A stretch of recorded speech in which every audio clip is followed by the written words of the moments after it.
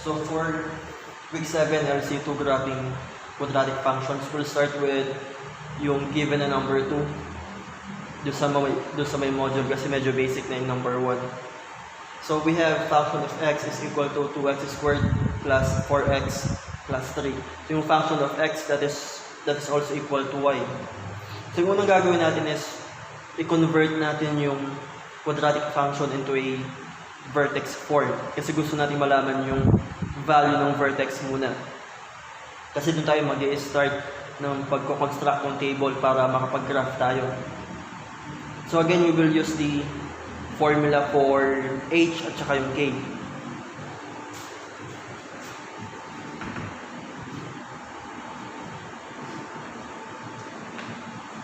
So yung gusto natin mangyari is gawin natin vertex form yung 2x squared plus 4x plus 3. So hanapin natin yung value ng a, ng h at saka ng k. So mas maganda pala ilagay muna natin yung values ng a, b, and c.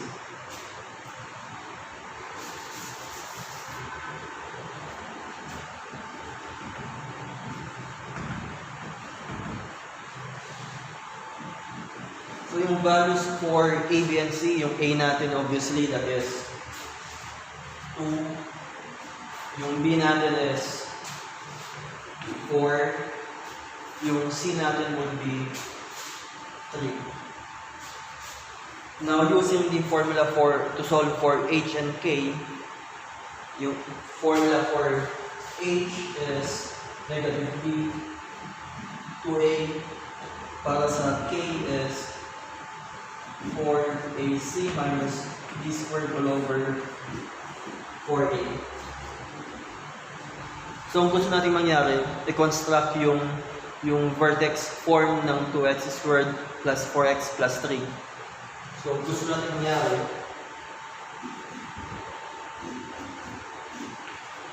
ano yung mga values na ilalagay natin para dun sa a?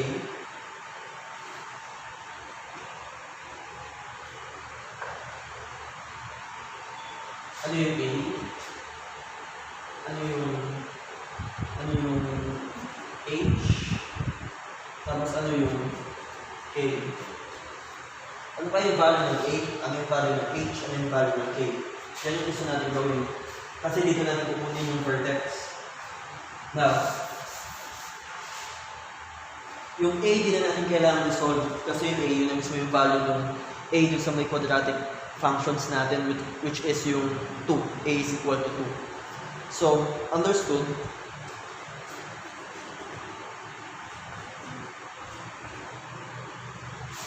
Yung a natin dito is equal to this. So, this is 2. Next, solve natin yung h at saka yung k. So, yung h natin is negative b over 2a. So, ano yung b natin? Yung b natin is 4. So, negative 4 over 2. Yung a natin is also 2. Now, you simplify. Negative 4, negative times 4, that is negative 4. 2 times 2, that is 4. Now, negative 4 divided by 4, that is 1. Negative 1. So, kung yung h natin is negative 1, pag nilagay natin dun sa may vertex form, magiging positive, alternate, ay opposite.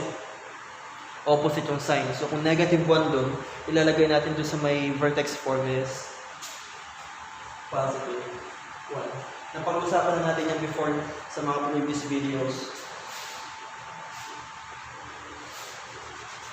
Next. So, meron na tayong 2, meron na tayong positive 1. Doon naman tayo sa may k. Ano kayong value ng k doon sa labas ng parenthesis o ng grouping symbol? So, again, we will use this formula. So, yung 4, a natin is 2, c natin is 3 minus b natin is 4 squared. And then, 4a natin is 2. And then you simplify. So, 4 times 2, that's 8. 8 times 3, that is 24 minus, tama, 4 times 2 is 8, times 3 is 24, and then 4 raised to 2, that is 16, over 4 times 2, that is 8. Now simplifying further, 24 minus 16, that is what, 24 minus 16, that is 8. Positive 8 is mataas ng 24. And then over 8. So yung k natin is 8 divided by 8, that is 1. So you have positive 1 para sa k. Now, ito na yung vertex form natin. Diyan natin kukunin yung vertex nung graph natin para sa 2x squared plus 4x plus 3.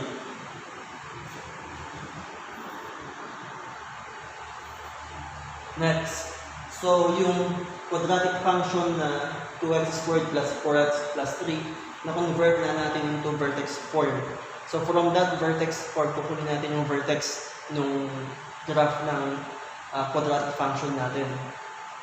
So yung vertex will be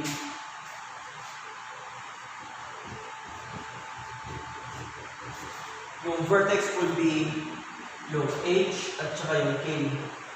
So pag nilagay ko dito yung value ng h at saka pag nilagay ko yung value ng h dito, kung positive siya dito, ilalagay ko dito is negative. So this is negative 1. Opposite ng sign. Opposite ng sign dito, yung magiging value ng h. And then yung k, as it is, positive 1. So ilalagay natin 1. So ito yung magiging vertex natin.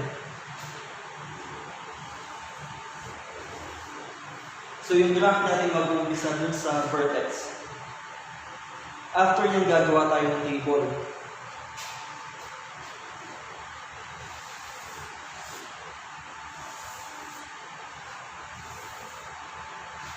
So this is x, this is y.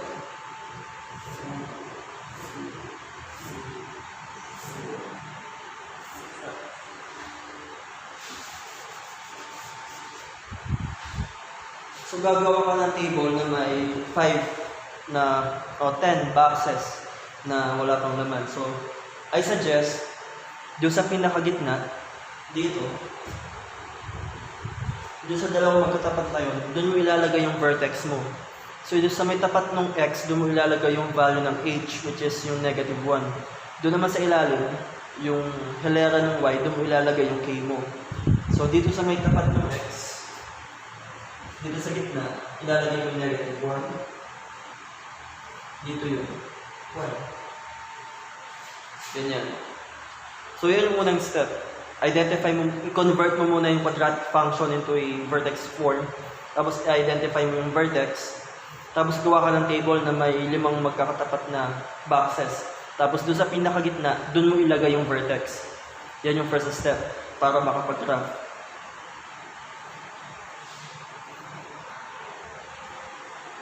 Next is to assign values doon sa may x, doon sa may row ng x dito. Mag-assign tayo ng values. So ikaw nag-assign ng values para sa mga values ng x.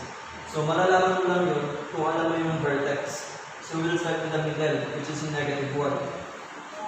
So doon sa may number line, ang ilalagay mo dito, yung number na katabi ng negative 1 dito sa kanan. Tapos yung katabi ng number dito sa may kaliwa, doon sa number line.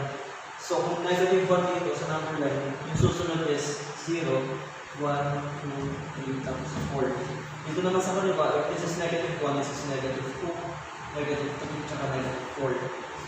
So if this is negative 1, doon sa number line, ang katabi niya will be 0. Ang susunod sa 0 will be 1. Dito naman sa kaliwa, if this is negative 1, ang susunod sa kanya is negative 2. At ang susunod sa negative 2 is negative 3. So ikaw nag-a-assign ng values para doon sa x. Now, para doon sa may y, i-compute natin yan. Gagamitin natin yung vertex form. Okay, next. Now, since nailagay na natin yung values ng x na in-assign natin, na ang magiging basis natin is to sa may number line, ang susunod na gagawin natin is i-compute natin anong value ng y doon sa ilalim. So for instance, meron tayong negative 3. Negative 3. Ano ba yung value ng y dito? Kung negative 2, anong value ng y? Kasi dito sa may vertex, kung negative 1 yung vertex ko, ay yung value ng x ko, yung y ko is equal to 1. So dito hindi ko alam kung ano yung magiging values. So malalaman ko yan kapag nag-substitute na ako ng values dito sa may vertex 4.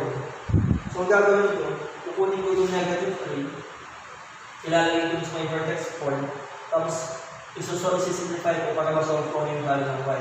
So for instance, function of x is negative 3. So ibig sabihin yan, yung mga x ko doon, papalitan ko ng negative 3.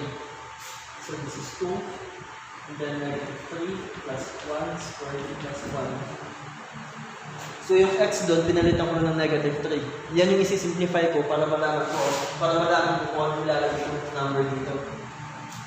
So let's simplify. Mauna mo kayo nasa loob ng parenthesis. Pendas. So this is negative 3 plus 1, this is negative 2 squared plus 1. Negative 2 squared is 4. So this is 4 plus 1. Tama? Yung exponent na 2, ang ibig sabihin niya, dalawang negative 2. So, negative 2 times negative 2, positive 4. And then, multiply. 2 times 4, this is 8. Plus 1, this is 9. This is 9. So, doon sa tapat ng negative 3, ang ilalagay ko is 9. So, sa tapat ng negative 3, ang ilalagay ko is 9.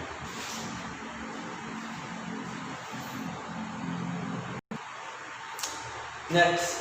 So, yung next number after ng negative 3 is yung negative 2. So, again, yung negative 2, ilalagay ko dito sa mga values ng x. Titignan natin kung ano magiging yung value of after natin simplify. So, negative 2, this is negative 2, negative 2. And then, you simplify. Mauli na sa loob ng parenthesis. So, this is 2. Negative 2 plus 1, this is negative 1 squared plus 1. And then, negative 1 squared, ibig sabihin niya is negative 1 times negative 1. So, this is 2. Negative 1 times negative 1, this is 1 plus 1. Next, PEMDAS mauna mag-multiply bago mag-add. So, 2 times 1 is 2 plus 1. This is 2 plus 1. So, this will be 2. So, this will become 3. Next.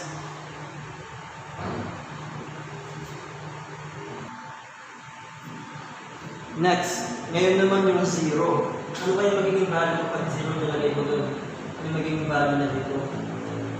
So, let's say x is 0, this is 0.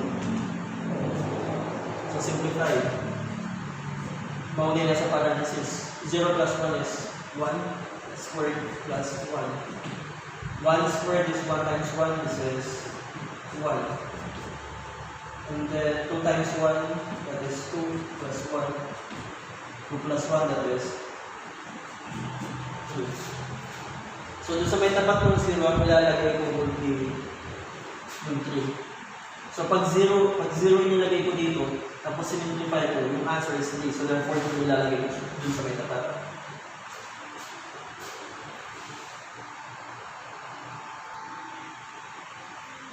Next would be yung last box, which is yung 1. So, kung 1 yung ilalagay ko dun, ano kayo magiging answer dito sa may y natin, halera ng y.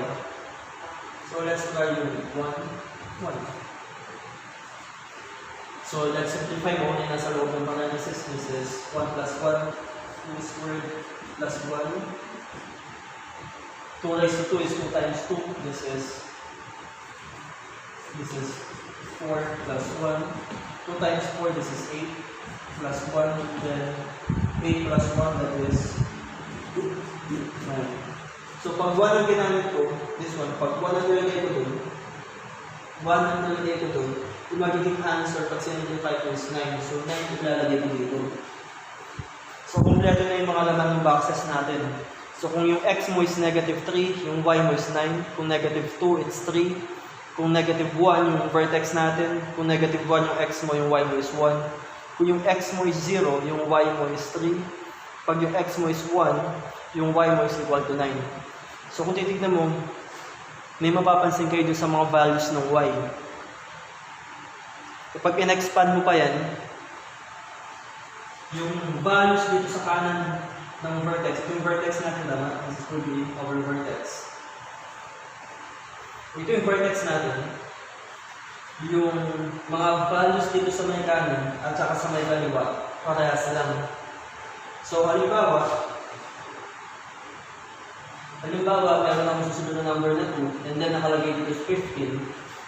Yung negative 4 dito, yung value sa ilalim, will be 15 din. So, magkamukha lang yung values dito sa kanan at saka dito sa may kaliwa, para dito sa may values ng y.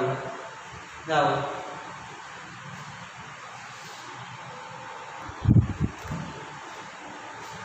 yung susunod na gagawin natin is mag-graph na tayo, pwede tayo mag-graph kasi meron na tayong ordered pairs. So, magkakapares dyan, yung negative 3, 9, yung negative 2, 3, negative 1, 1, 0, 3, tsaka 1, 9. So, ang gagawin natin, gagawa tayo ng mga ordered pairs. So, magiging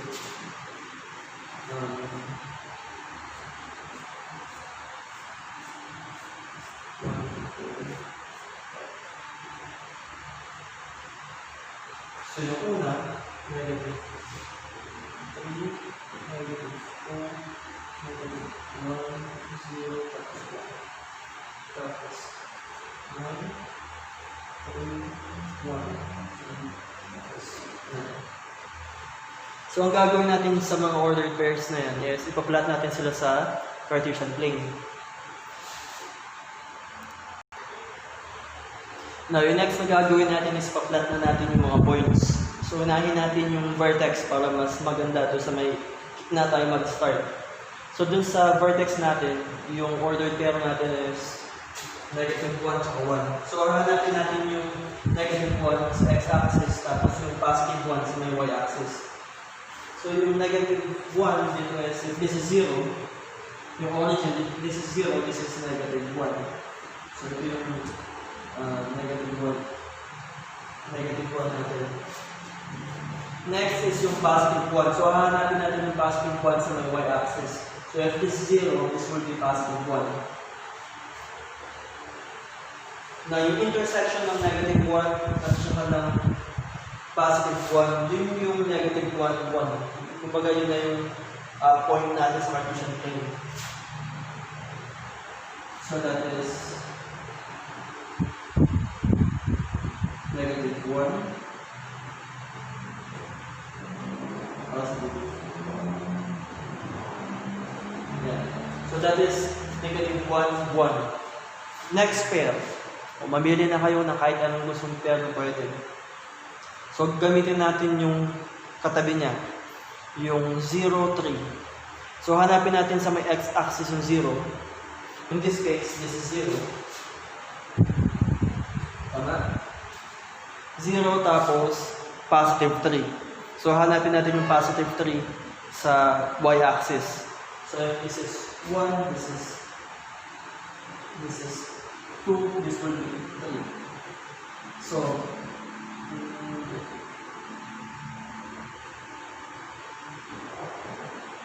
yung intersection ng 3 at saka 0, yun yung point ng 0, 3. So, this is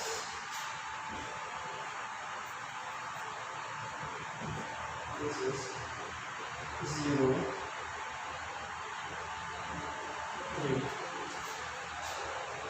Next, solve natin yung 1, 9. So, hanapin natin yung 1 sa may x-axis. This is 0, this is 1. And then yung 9 sa y-axis. So, this is 1, 2, 3, 4, 5, 6, 7, 8, 9. So, this is 9. So, pagtatapatin natin yung 1 at saka yung 9. So, 1, 2, 3, 4, 5, 6, 7, 8, 9. So, this is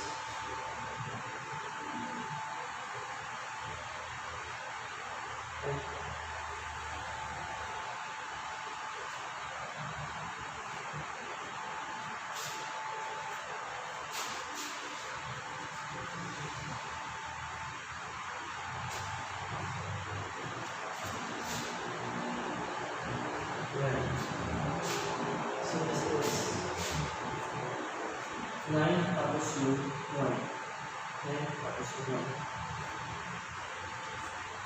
So this is 1.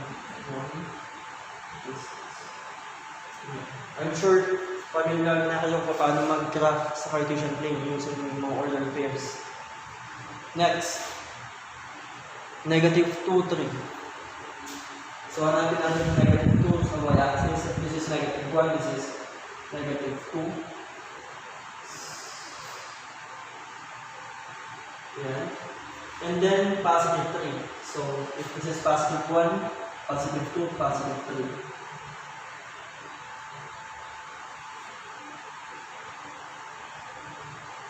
Yeah, so this is negative 2 and positive 3. So that's negative 2 and 3. Next, yung negative 3 and 9. So if that is negative 2, this is negative 2, this is negative 3.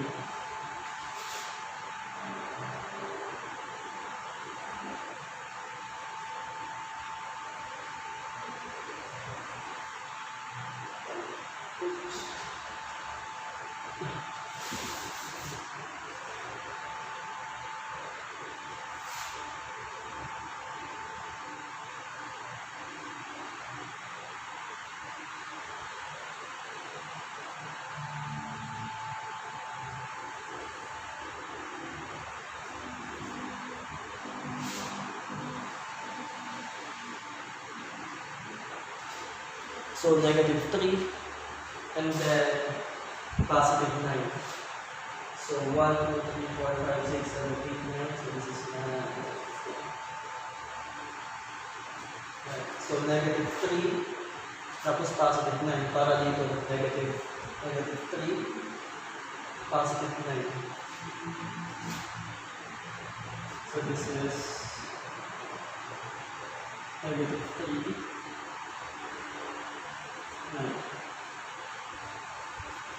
So, naplata natin sa Cartesian plane yung negative 3, 9, 1, 9, negative 2, 3, 0, 3, at saka yung vertex na negative 1, 1.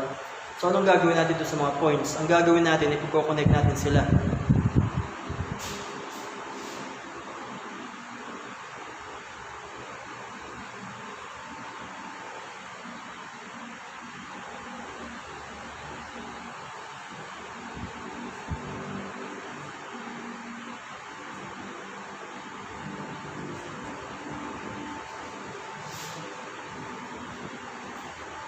So, yan na yung graph natin para sa number 2, 2x squared plus 4x plus 3. Now, doon sa may module natin, may mga values na hinahanap. Una, yung vertex, meron na tayong vertex. Yung graph, meron na tayong graph. Hinahanap din yung axis of symmetry.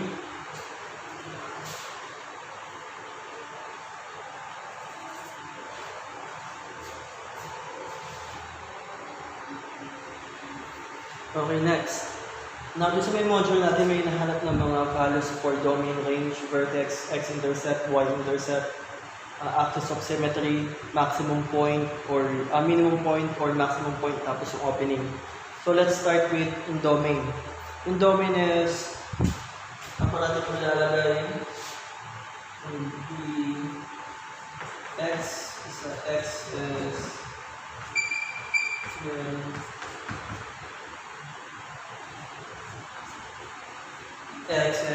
real numbers. So, all real numbers dun sa domain. Next is yung range. Na yung range, titignan mo kung saan nag-open yung graph mo, kung nag-open pataas or pababa. Or, pwede mo tignan yung table natin.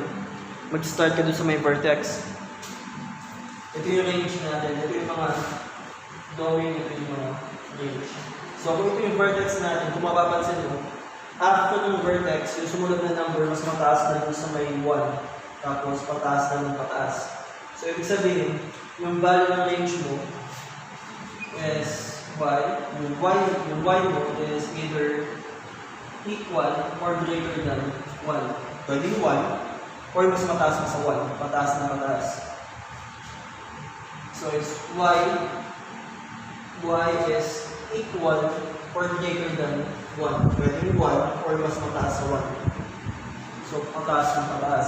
Now, kung yung graph natin pababa, this will be equal or less than. Kapag opening yung pataas, this is equal or greater than.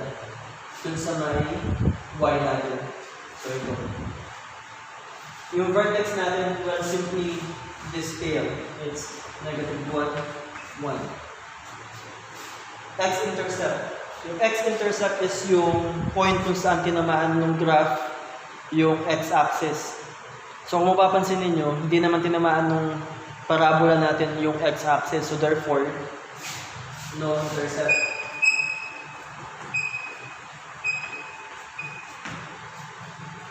Sa other lessons, pwede ko ipakita sa inyo kung saan siya mag-intercept. But in this case, ganyan lang muna. Well, actually, mag-intersect yan kasi yung mga roots natin o yung mga value ng x natin is imaginary number or yung tinatawag nilang lateral numbers. Pero in this case, sabihin na muna natin na no intercept. Kasi hindi naman tinamaan ng graph yung x-axis. Hindi naman tinamaan ng graph yung x-axis. Next, yung y-intercept. Yung y-intercept naman is yung point kung saan tinamaan ng graph, yung y-axis. So kung mapapansin nyo, yung graph, tinamaan niya dun sa may 3, yung y-axis. So therefore, yung y-intercept natin is 3. Ito yung point kung saan tinamaan ng graph, yung y-axis. Ito yung y-axis natin, kasi ito yung graph. Tapos tinamaan niya dun sa 3. So therefore, yung y-intercept natin is 3. X-intercept natin, no-intercept, kasi nga, doon sa may x-axis natin, hindi naman tinamaan ng graph yung x-axis, so wala nang intercept. Axis of symmetry is yung h natin. So yung h natin is, its may vertex is negative 1. Next, bago yung minimum or maximum point, tignan muna natin yung opening para alam natin kung ano itatawag natin dun sa may maximum, sa graph natin kung minimum or maximum. So yung opening natin is upwards. So pataas. So this is upwards. So pag upwards opening natin, ibig sabihin meron kang minimum.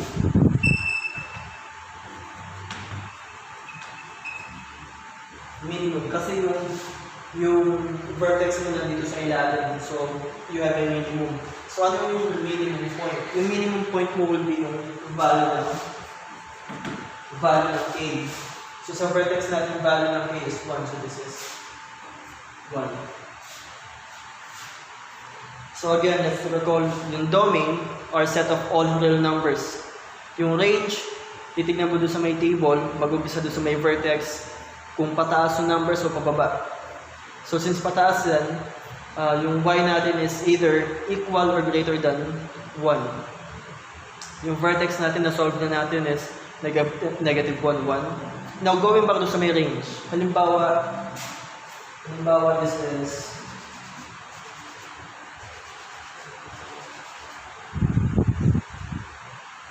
this is 1, tapos 0, tapos negative 3. Tapos dito 0, tapos negative 3. If you would notice, 1, 0, tapos negative 3, pababa ng pababa, tama? So instead of greater than, ilalagay mo, y is equal or less than 1. Kung yung numbers mo pababa. Kapag pataas, greater than. Tulad kanina, this is if this is 1, susunod na number is 3, which is mas mataas. Tapos susunod na number is 9, which is mas mataas ulit. So same with this side. So pataas ng pataas yung number, therefore greater than yung gagamitin. Kung pababa yung number, ang gagamitin mo less than. Tapos yung number na ilalagay mo dito is yung value ng vertex mo dito sa gitna. Ito yung value ng k. So ito yung ilalagay mo dun. And then yung vertex is, well, negative 1, 1. Yung x-intercept, since hindi naman nag-cross yung graph natin sa may x-axis, no intercept. Well, in case na pababa yung graph natin. Halimbawa, pababa. Halimbawa lang, halimbawa, nag-open downwards. Halimbawa, ganyan. Halimbawa, ganyan. So, kung mapapansin nyo, meron siyang tinamaan ng 2 points. Doon sa may x-axis. This point and this point.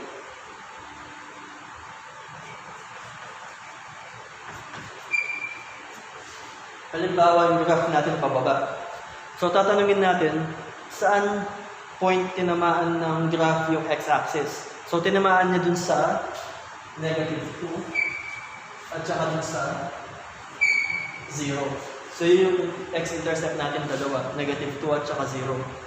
Kasi dun niya tinamaan yung x-axis. So, dun tinamaan ng graph yung x-axis sa negative 2 at saka 0. Well, doon sa given natin, since nag-open siya upwards, hindi niya tatamaan yung x-axis. So, therefore, wala siyang x-intercept. Yung y-intercept natin, obviously, nung nag-graph tayo, tinamaan niya yung y-axis dun sa 3. So, yung y-intercept natin is 3. Kasi tinamaan niya dyan. So, may y-axis. Next, yung axis of symmetry is equal dun sa h, which is yung negative 1. This one. Ito yung axis of symmetry natin. Yung h sa vertex. And then, yung minimum or maximum point that is equal to k. Kahit maximum or minimum yan, yung point na hinahanap mo is yung k. So, yung maximum or minimum point niya would be yung k mo, which is 1. And then, yung opening is obviously upwards. Now, halimbawa na wala kang basis o reference na graph, paano mo malalaman kung nag-open upwards or downwards? So, malalaman mo yun doon sa value ng a, which is yung pinakaunang term doon sa quadratic function. So, malalaman mo na upwards yan kapag positive yung quadratic term mo. Kapag negative yan, halimbawa this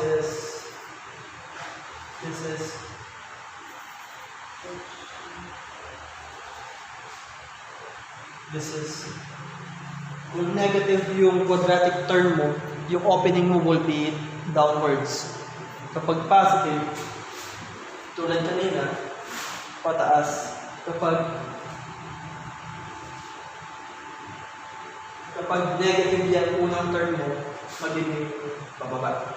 Pag negative yung quadratic term, pababa yung graph. So, downwards siya nun. So, yan ang mga hinahanap. Yung domain, parating real numbers. Yung range, depende kung pataas yung value ng y o pababa. Yung value na nilalagay mo dito is equal to sa may k. So, kung 5 yan, this is 5. Halimbawa na, kung 5 yan, 5 yan yun.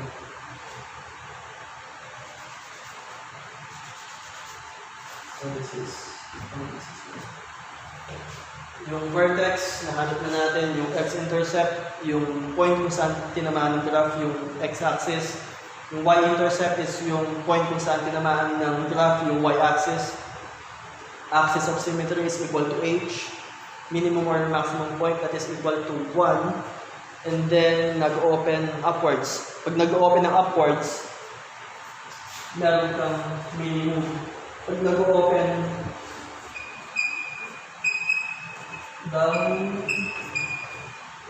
pag nag-open downwards, meron kang maximum. So, pag upwards, minimum. Pag downwards, maximum.